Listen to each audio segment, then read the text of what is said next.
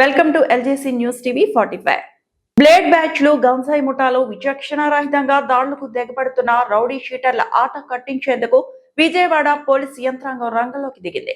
నగరంలో ఇటీవల కాలంలో జరుగుతున్న వరుస నేరాల వెనుక గంజాయి మత్తు, పాత నేరస్తుల ప్రమేయం ఎక్కువగా ఉన్నట్లు గుర్తించిన north division ACP Satyanandam rowdy మూకల ఆగడాలకు అడ్డుకట్ట వేసేలా గట్టి హెచ్చరికలు జారీ చేశారు.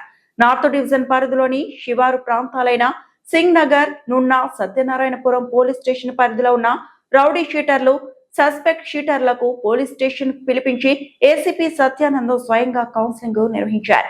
నగరంలో శాంతి భద్రతలకు విఘాతం కలిగిస్తే చట్టం ముందు తీవ్ర పరిణామాలు ఎదుర్కోవాల్సి ఉంటుందని స్పష్టం చేశారు. ముందుగా కొత్తగా వచ్చిన ఎస్ఐలతో నేర సమీక్ష నిర్వహించారు.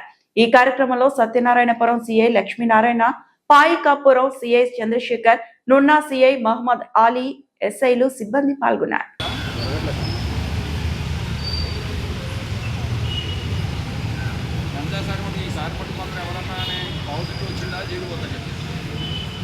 గంజాతో ఎటువంటి సంబంధాలు ఉండకూడదు. తేవటం కానీ, అమ్మటం కానీ,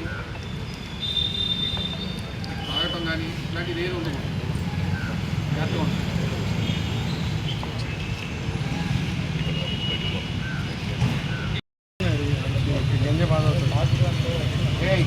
గంజా టెస్ట్ చేసి పాజిటివ్ ఉన్న వాళ్ళు ఎవరైనా చేతులు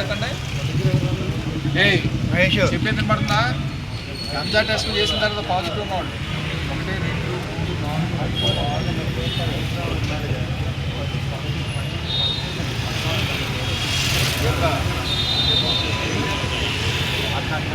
చేతులు అలా చేతులు ఎత్తుండ